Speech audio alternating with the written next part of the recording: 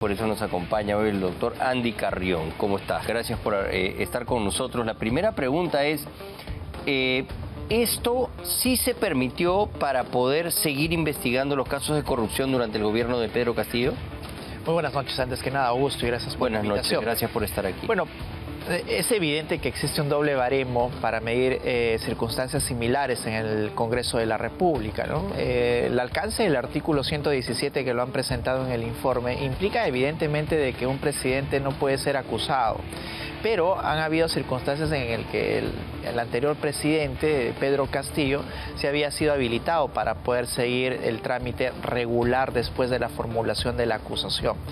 Pero yo creo que eso depende también de la fuerza de los votos, más allá del tema jurídico. Hemos visto cómo ahora también ustedes han presentado que el Congreso de la República, en un pacto implícito que existe con la Presidenta de la República, ha más bien realizado un análisis muy restrictivo de lo que implica el artículo 117 y que de ninguna manera una Presidenta en ejercicio de sus funciones pueda ser acusada. Pero tampoco podía ser acusado Pedro Castillo, pero el criterio en ese momento, cuando estaba de fiscal de la Nación Patricia Benavides, era que un mandatario puede entrometerse usando el poder real que tiene y de repente intimidar a los testigos, borrar evidencia. Es decir, esta investigación sirve para cautelar el proceso. No vamos a acusar al presidente ni investigarlo, pero sí todo lo demás que rodea el proceso y encapsularlo para que después, cuando sí se les pueda procesar, esa información esté ahí y no haya sido manoseada por el poder de turno. Precisamente es un punto que durante estos días ya tendría que resolver el Tribunal Constitucional. Y lo que tú dices es cierto, Augusto, porque incluso la Corte Suprema, en uno de los recursos que ha presentado Pedro Castillo, ha cumplido con señalar de que ni siquiera un presidente en el ejercicio de sus funciones está por encima de la ley. Y que implementar una investigación preliminar hace precisamente que se cautele la prueba, ¿no? No es lo mismo solicitar a una entidad o una persona que declare o aporte una documentación un determinado momento y luego 5 años después, ¿no? La prueba tiene que ser resguardada. Existe a veces peligro de demora, entregas o peligro simplemente en la consecución de Por ejemplo, una de las principales testigos que va a colaborar con la justicia sabemos que es Patricia Muriano, brazo derecho de Dina Boluarte, que tiene la copia espejo del iPhone de la presidenta y información muy comprometedora de la cual solo sabemos una parte, ¿no? Ya, por ejemplo, la Fiscalía de la Nación no podría llamarla para que siga colaborando con la justicia después de esto. No, ya no.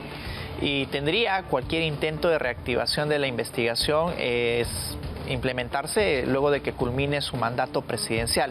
Ojo que hay algo que señalar también, Augusto, dentro de todo este trámite de las acusaciones constitucionales y del archivo. No significa que el caso no pueda ser reabierto una vez de que la presidenta culmine su mandato.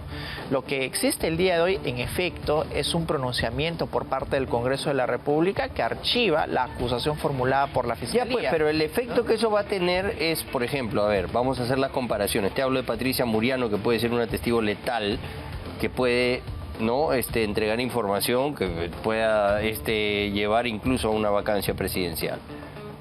Es lo que pasó con Salatiel Marrufo. Es lo que pasó. Él esa mañana empezó a cantar en do mayor, parecía Pavarotti.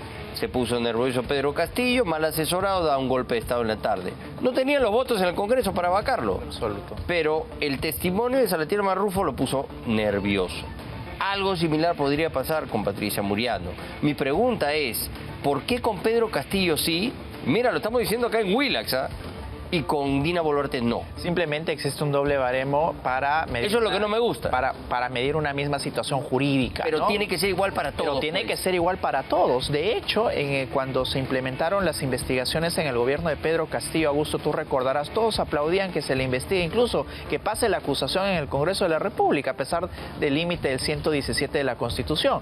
Pero resulta que muchas de esas personas que aplaudían que a Pedro Castillo se le investigue por todo para conservar precisamente la prueba, ahora ahora son aquellos que defienden ante el Tribunal Constitucional que no debe hacerse. ¿Y qué pasa si el tribunal dice que ya no se le puede investigar? Bueno, ¿qué va a pasar con ese es un gran problema porque existen investigaciones que están en curso, que todavía no han sido motivo de acusación y que van a tener que paralizarse. Yo creo que esa va a ser la medida que va a tomar el Congreso de la República. Ese es el motivo. Tiene 34 investigaciones, ¿todas se van a ver paralizadas? Sí, todas las que están en curso. Ese es el motivo por el cual también la actual fiscal de la Nación, Delia Espinosa, ha pedido la reconsideración. Ha pedido no solo la reconsideración, sino también ha mandado ya muchas acusaciones al Congreso de la República para de alguna manera liberarse de esta eventual decisión que vaya a tomar el Tribunal Constitucional de suspender las investigaciones y que todo esté en la cancha del Congreso de la República. Pero las investigaciones van a tener que paralizarse, las que están en curso. Tú mencionabas el ejemplo de Patricia un poco tóxica a Delia Espinosa, mandando todos los días 3, 4 acusaciones al Congreso, ¿no? Y yo creo que una hemorragia de denuncias. Yo creo que la explicación es sencilla, ¿no? Porque es inminente ya el pronunciamiento del TC.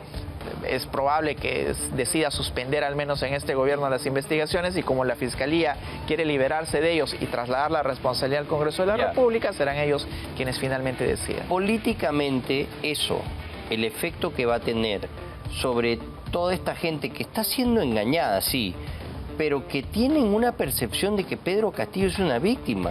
Incluso en los sectores populares, ¿no?, de ciertas regiones como el centro y el sur, consideran que le han dado un golpe de Estado a él.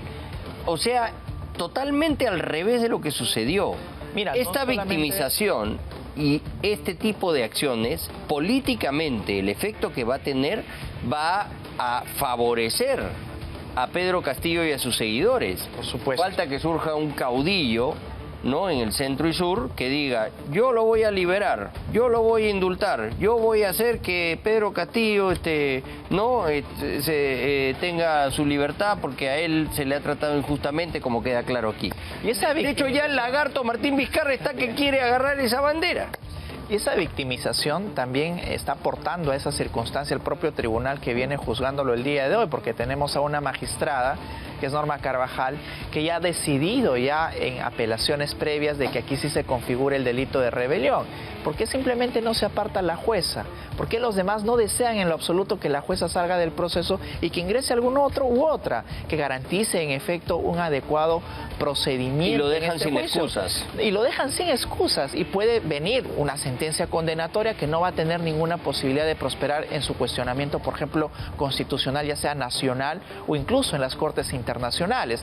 Así es que todos están aportando de alguna manera a la victimización, Augusto, del propio Pedro Castillo, incluyendo algunos que quieren sacar naturalmente réditos políticos. ¿Te parece peligroso lo que está pasando, que el Congreso no está midiendo el impacto que esto puede tener y que piensan que Pedro Castillo ya está muerto? Pero Pedro Castillo no es Pedro Castillo. Pedro Castillo es un movimiento. Pedro Castillo es la cabeza visible, el títere de una facción de contestatarios que son rebeldes, que son difíciles, que son antisistema, y que Lima no los está mirando para variar. Mira, sin ánimo de entrar muy minucioso y profundamente al ámbito político, si tú sacas cuentas de quienes ganaron realmente las elecciones, fueron el Partido Perú Libre con Pedro Castillo, Dina Boluarte.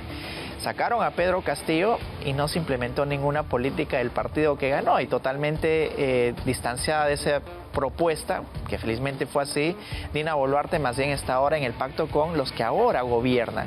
Y la legitimidad y la proyección a las propias elecciones ya se están dando ahora, Augusto. ¿Cuánto de porcentaje de aprobación tienen los propios congresistas y los partidos que ahora conforman en su mayoría el Parlamento? Y con este tipo de blindaje siguen mellando. Y sobre todo que gran parte de la ciudadanía que ha votado por esa opción, nos guste o no, simplemente han visto traicionadas sus expectativas frente a la política que se ha ido implementando. Y es muy peligroso lo que va a suceder en las próximas elecciones, porque ¿qué va a pasar con esas personas desengañadas con una propuesta política que al menos en lo mínimo no se aplicó? Yo creo que no se está midiendo bien ello, Augusto, y un Antauro Humala, aunque ahora todavía no puede postular por las restricciones políticas propias, puede aparecer, algo peor podría aparecer en las próximas elecciones. Muchas gracias, Andy, por haber estado con nosotros.